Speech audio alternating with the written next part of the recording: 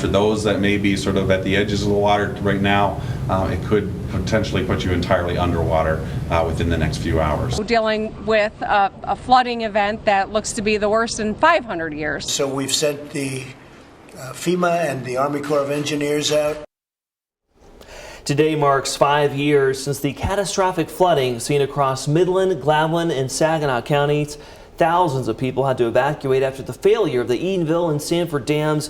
Millions of dollars worth of damage was done to properties. Initial alerts of the failure of the Edenville and Sanford dams were sent out by emergency services just after midnight 5 years ago. Inspectors at the time said they checked the dams, and while levels were high, they had not failed yet.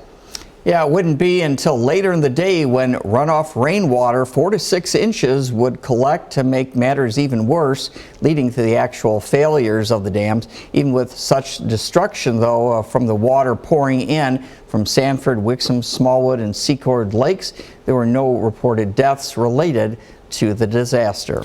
But homes and businesses across Gladwin, Midland counties had severe damage. The torrential burst of water also hit downtown Midland as hard as well, even though it had a history of flooding in that area.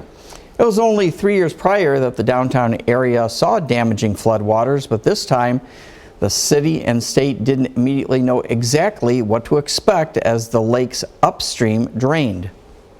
It continues to show a significant amount of overflow over that dam coming down the river towards the city here. We don't know, quite frankly, whether the entire structure is gone or only portions of it are gone beneath that water flow at this point in time. But it is, and it will continue to release a significant amount of water from the lake behind it. That water would crest on the Tittabawassee River at over 35 feet.